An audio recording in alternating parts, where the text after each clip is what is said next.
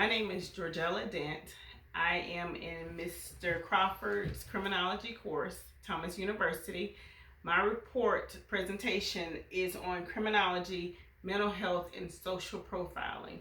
I decided to do two areas of criminology due to mental health being a big issue with the high numbers, with the lack of support or the lack of case management and care, and those defendants or people that are usually diagnosed with any type of mental health issue end up without treatment, being caught up in the criminal justice system.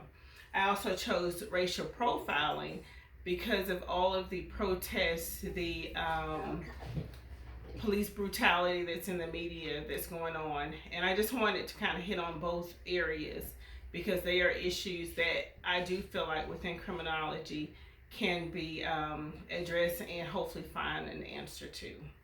So to start my presentation, my cover page just simply asks the question if criminology can assist with finding a way to take care of these areas of both mental health and racial profiling.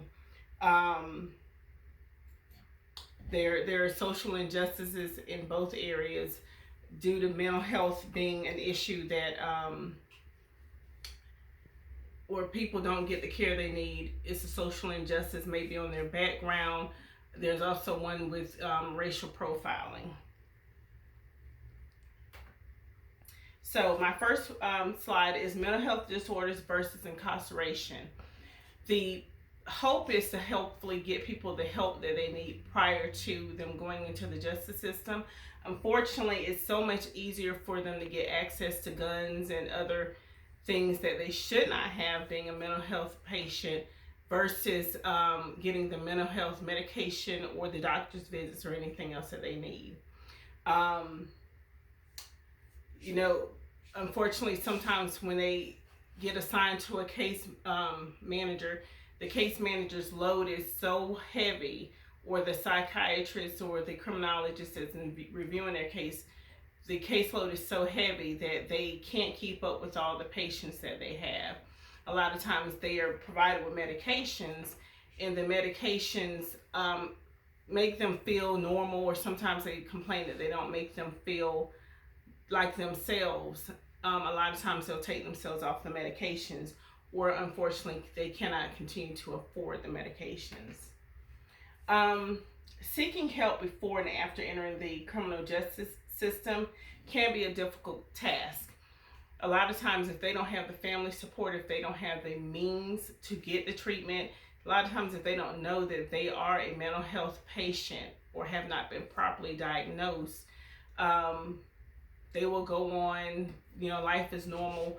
One day something can happen that will trigger a mental health psychosis or a mental health break that will cause them to do things that will lead them into the criminal justice system, whether it's committing a crime such as murder or attacking someone, whether it's theft.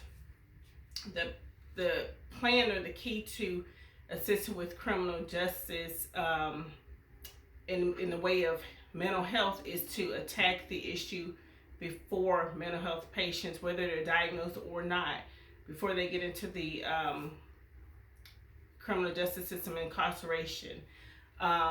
There is preventative programs that they can go into, whether it's counseling, whether it's medication, that can help them with anger management, different means to prevent them from getting caught up in the criminal justice system.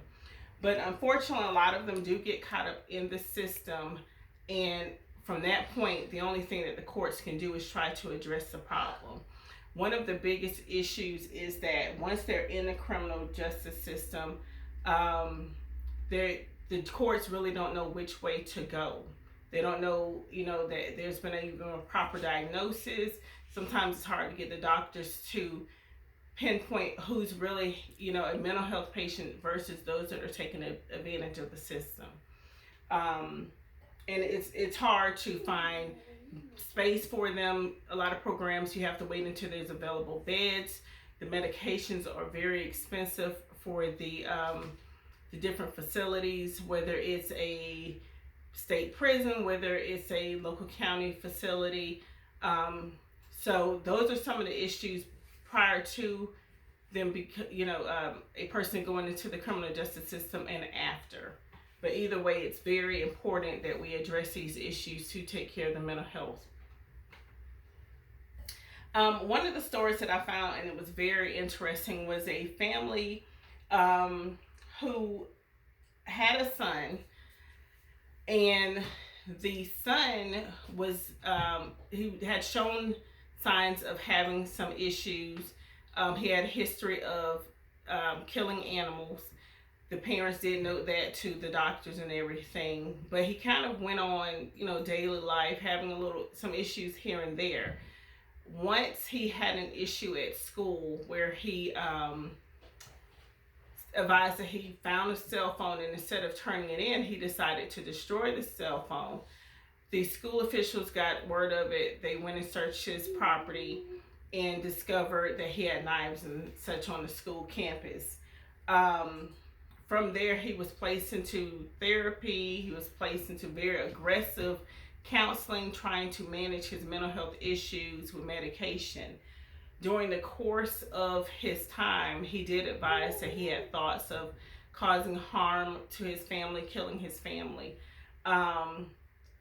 It was later discovered that he had a empty ink pen without the ink filter in it, and he had been using that to smoke marijuana, which I strongly believe is a cause to further trigger his thoughts of causing harm to his family. So one night the family lays down, they go to bed, and the mom is woken up when she hears some screaming, she hears some scuffling through the house. The husband goes, he checks on it. As the mother goes to check to see what's going on, her son and her husband are in the garage, and they're physically engaged in a fight. And she notices that her husband has a knife sticking out of his neck. There's a lot of hollering going on. Her mother also lives in the residence and yells to her to let her know that her daughter Sophia, who's only 5, has been attacked, and that the mother needs to come quick. The mother is going one direction, thinking that Sophia is upstairs, not knowing that she is downstairs. During the course of trying to locate her daughter, she locates her 7-year-old son Noah, who is already deceased because he's also been attacked by his brother. So in the end, the brother ends up killing his 5-year-old sister. He ends up killing his 7-year-old brother. Thankfully, he did not do anything to any of the other family members, as there are 2 other children in the residence. He is, of course, taken into custody. Unfortunately, his family has a hard time, dealing with the situation. And they do understand that the son has some mental health issues, but now he's in the court system, and hopefully they will be able to take some after the fact care to get a better handle on his mental health issues. So primary prevention and secondary prevention are the 2 areas. Primary, addressing the issues prior to a person going into the criminal justice system, doing things to try to keep them out of the system. And unfortunately, sometimes that does not work. We do have a lot of people that are in the criminal justice system because they did not get the help or the treatment that they needed. So then there's the secondary preventative. The unfortunate thing is, again, you do have defendants who are given medications, who are given a diagnosis, and unless you have a court order, you can't force them to take the medication all the time. But I think it's great that there are services in place to try to address whether it's before or after a violent offense has occurred. So one of the charts that I have here is the mental health stats. And the one to the left shows the different statistics where someone who is a mental health patient who in the crimes that they've committed. So this just reads that 95% of homicides occur with people who have been diagnosed with a mental health disorder. And again, their chances are greater when they're on alcohol or they're taking any kind of drug. This next story is very close and dear to my heart. This one is going to be on racial profiling. This case occurred on September 14th, 2013. It's where a student, a person from Tallahassee, Florida, who is an ex-FAMU football player, also my brother, moved up to Charlotte, North Carolina with his fiance, continuing school, working, making wedding arrangements. Took a co-worker home one evening, was in a very bad car accident. The car went down a ravine.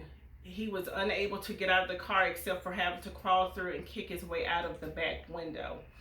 Going to the first house that he could, he did, knocked on the door trying to get some assistance. Because of the car accident being so bad, it did total the car. He was not able to get his shoes or anything, so he walked without shoes to the first house he came to seeking assistance.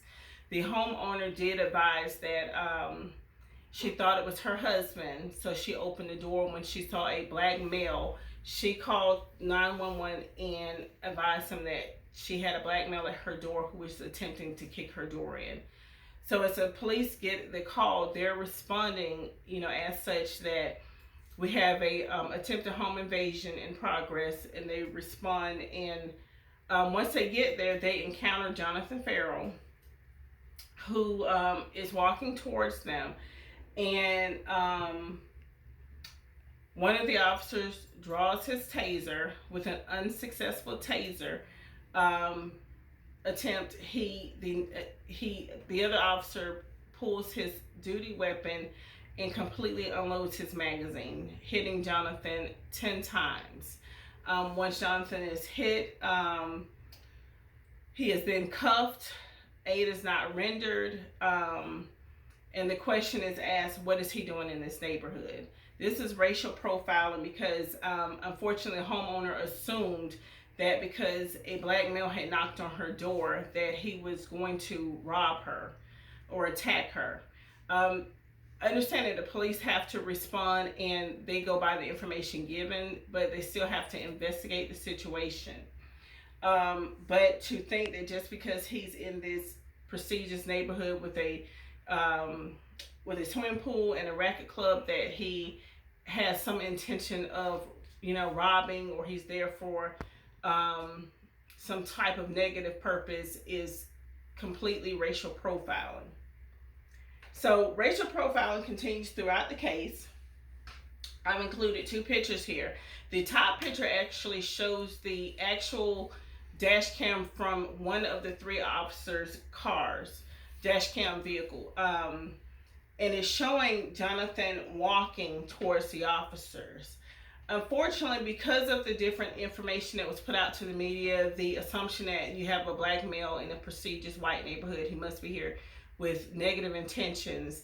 The media provided a different view of what the officer said, or better stated, a view of what the officers actually said. A black male in a neighborhood, he's here for negative intentions. So the bottom picture, using some negative, darker colors, black, some gray, and red, shows an aggressive black male running towards officers. So this is their account of, we had no other choice. This is what the picture paints. We had to act. We had no other choice but to use force.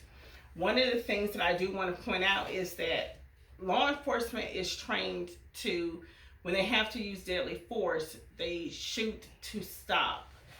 You don't shoot to kill. So usually, a person is hit one time, they go down. If they don't, you hit them a second time, they go down. But it should be noted that this officer completely unloaded his magazine, hitting Jonathan 10 times. Again, did not render aid, handcuffed him to the point where Jonathan arrived at the morgue before his family had the opportunity to identify his body. The request was made to have the cuffs removed off of his body at the morgue. So even, as a black male, in a morgue, or shot 10 times, he's clearly deceased, there's still a felt presence of him being aggressive, or him being a danger. So the unthinkable decision, while still racial profiling, this right here is covering the actual case. The fact that different people went up to testify on Jonathan's character. Throughout his trial, he was accused of, selling drugs. He's accused of selling and pawning off his property. Oh, he's doing it because he has money. And I understand completely that is the job of the defense, to try to make their person look as if, look, he did this because this person's this type of person and this is their intention. So everything about Jonathan was negative. Unfortunately, the officer who had been indicted and was charged with voluntary manslaughter was never the focus of the case. Jonathan, the person, the victim, in my opinion, that was shot, became the focus of the case. It was his lifestyle, what he do. His fiance was brought on the stand and she was told, well, you didn't know that he was pawning items. You didn't know that he was selling drugs, which all later ended up being, proven to be wrong. But throughout the case, one of the things that they asked the officer that did the shooting is for him to explain why it was that his hand turned off his body camera. The question was asked. He gave an answer, but it was never readdressed. It was never clarified. Policy was not brought into question on that. So at the end of this case, it was a hung jury, and the state attorney, Roy Cooper, made the decision that not to retry the case. So here it is. You have a black male who's shot by a white officer. Racial profiling, because he had no business in that neighborhood, even though he was offering a ride home to a friend. He's shot 10 times, he's killed, he's handcuffed, he's taken to the morgue, and it's not until the family's coming in to identify him that the cuffs are removed. But this, again, ends in a hung jury, and the state decides we're not going to prosecute, so this officer walked away free. So one of the charts here I have is on the racial profiling stats, and it shows that black people have a higher percentage rate. Blacks, Hispanics, and others have a much higher percentage rate of being racial profiled by officers compared to white people. The other chart is that black people are 3 times more likely to be the victim of being killed by a white officer, and they're 30% more likely to be killed as unarmed compared to white people or any other race outside of Hispanics. So here are my citations. A lot of my information I was able to get off of Google. I got my story on the young man who killed his family, the Murphys, from Denver Post, that happened up in Denver, Colorado. A lot of the information that came on the second story, racial profiling, is my own personal documentation involving my brother and just case information. Hope you enjoyed this presentation. Thank you.